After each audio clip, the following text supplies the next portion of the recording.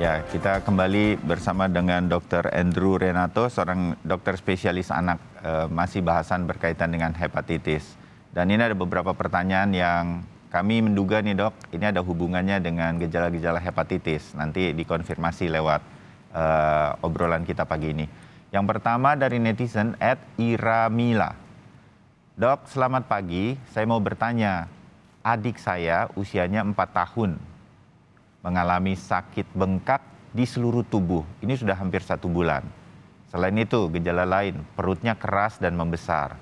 Gejala lainnya, buang air besar, cair, dan terus-menerus atau sering. Terkadang badannya terasa sakit, nafsu makan berkurang. Nah ini, warna mata agak kekuningan. Kira-kira kenapa ya dok? Terima kasih. Dokter Andrew. Tadi Bu Ira atau Mbak Ira, jadi kalau saya ngelihat dari yang disampaikan, terutama mata yang berwarna kuning ya, ini mengarah ke gangguan hati banget. Cuman kalau dibilang yang gejala-gejala lain, kita harus eksplor satu persatu. Badan bengkak, keras, itu bisa karena faktor tubuh kekurangan albumin yang mana diproduksi oleh hati. Tapi bisa juga yang lain, kita harus periksa. Kalau masalah diare, itu harus kita cari dulu apakah ada infeksi atau memang kalau pada gangguan hati, beberapa gangguan hati itu ada yang bisa mengganggu pencernaan. Cuman kita harus buktikan dulu apakah ini infeksi atau bukan, karena obatnya beda. Nah, kemudian kalau dibilang tulang badan sakit semua, nafsu makan menurun, itu keluhan umum yang sebenarnya bisa dengan banyak penyakit. Cuman tadi yang sudah kita lihat bahwa tidak keluar mata kuning itu lebih mengarah ke gangguan hati. Jadi memang ini sebaiknya segera diperiksakan ke dokter anak, atau kalau lebih spesifik yang bidang gastrohepatologi ya. Oke, baik. Sangat mencurigakan. Ya, nah ini juga perhatian bagi semua orang tua untuk melihat keluarga atau orang-orang terdekat kita. Oke, yang berikut dok, @yuanitamut. Nah, Yuanita ingin bertanya, dok, 2 hari lalu anak saya imunisasi hepatitis A. Dan pagi tadi mulai pilek dengan ingus yang agak kental. Badannya sekarang agak demam. Apakah vaksinasi tersebut dapat menjadi penyakit di tubuh ya dok? Mengingat daya tahan tubuhnya sekarang kan menurun karena sedang pilek atau flu ini. Mohon pencerahannya. Terima kasih. Silakan Dr. Andrew. Oke, jadi kalau vaksin hepatitis A itu bukan yang menyebabkan penyakit ya. Sebenarnya hampir semua vaksin itu tidak menyebabkan penyakit asal diberikan sesuai dengan indikasi yang benar. Jadi kenapa? Karena vaksin itu sendiri ada yang vaksin mati, kalau istilahnya inaktif itu sama dengan vaksin mati ya.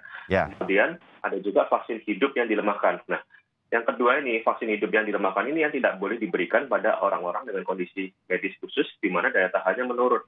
Dan maksud daya tahan menurun ini bukan cuma sekedar lagi batuk pilek sebenarnya.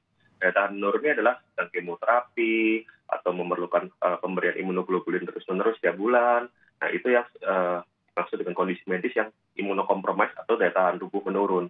Sementara kalau pasca vaksinasi, kemudian batuk pilek ya mungkin saja sebelum batuk pilek itu beberapa hari sebelumnya, apakah pada saat imunisasi atau sebelumnya lagi bertemu dengan orang yang batuk pilek, bisa juga dibawa oleh orang yang dari orang rumah yang habis dari luar rumah, misalnya bekerja. Katakanlah orang dewasa bekerja, sengaja bawa penyakit ke rumah, orang dewasanya nggak sakit, tapi anak-anaknya yang sakit, itu bisa terjadi. Jadi belum tentu karena karena tertular pada saat imunisasi ataupun karena orang dewasa. Kita harus cari dulu.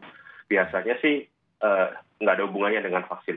Oke, ya. Jadi mudah-mudahan pileknya cepat sembuh dan vaksin hepatitis A-nya bagus hasilnya, kira-kira begitu.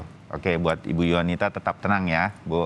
Nah, sekarang ada @joli23 yang ingin bertanya. Dokter, saya, istri, dan anak saya baru saja cek HBsAg. Hasilnya saya reaktif, istri reaktif, anak saya non-reaktif. Kami masih baru terpapar penyakit ini karena tetangga saya sudah dalam keadaan parah hepatitisnya. Yang saya tanyakan, apakah anak saya perlu vaksinasi dalam keadaan non-reaktif seperti ini? Anak saya selalu mengikuti program pemerintah dalam hal imunisasi. Apakah ada dampaknya jika melakukan vaksinasi hyperhep? Mudah-mudahan saya benar menyebutnya dok. Nah, anak saya kini usianya 3,5 tahun dok. Mohon penjelasan. Silakan dokter. Ini tes untuk mengetes apakah hepatitis atau tidak ya dokter? Betul, itu hepatitis B. Jadi sebenarnya hepatitis B itu jalur penularannya via cairan tubuh atau transfusi darah. Jadi nggak semudah itu terpapar dari tetangga harusnya ya. Jadi kalau yang hal kedua yang penting sejak kapan positif. Nah karena ini berhubungan karena usia anak udah 3,5 tahun. Sementara vaksin hepatitis B itu program pemerintah itu pertama diberikan dekat-dekat usia lahir. Sekarang 12 jam setelah lahir harus sebaiknya udah diberikan. Kalau dulu kadang-kadang bisa ditunda sampai 1-2 hari atau 1 minggu setelah lahir. Cuman intinya setelah lahir semakin cepat semakin baik. Itu satu. Kemudian sampai usia 3 tahun harusnya dia udah 3 atau 4 kali vaksin hepatitis B. Jadi sebenarnya kalau dia selalu mengikuti harusnya sih udah dapat ya vaksinnya. Dan sementara kalau untuk pemberian hyperhep atau imunoglobulin hepatitis B itu terutama pada bayi untuk bayi lahir dari ibu yang positif hepatitis B-nya. Itu untuk mencegah penularan virusnya.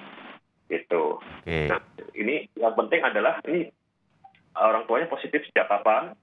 Nah, itu yang diperiksa. Jadi kalau misalnya di anak masih negatif dan sudah divaksin sih ya kemungkinan besar sih aman. Tapi memang harus diperiksa lagi bapak ibunya secara detail keluhannya mulai kapan. Gitu. Ya, tetapi berarti tidak perlu juga kemudian harus pisah karena anak masih 3,5 tahun atau apa, tetapi bisa tetap mengasuh anak dengan kondisi higienis yang dijaga. Begitu, Dok? Bisa. Karena sebenarnya dengan anak sudah divaksin, dia punya daya tahan. Daya tahannya cukup tinggi harusnya. Tapi ini dengan asumsi bahwa anaknya tidak pernah mendapatkan virus hepatitis B. Karena bapak ibunya baru sadar belakangan, mungkin baru saja terkena. Itu yang kita pikirkan.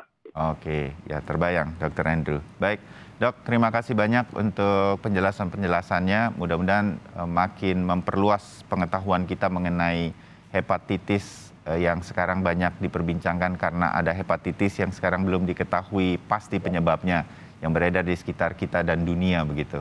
Dr. Andrew Renato, kita ketemu lagi di kesempatan yang lain. Terima kasih untuk segmen Sehat di Tengah Pandemi. Selamat pagi, Dok.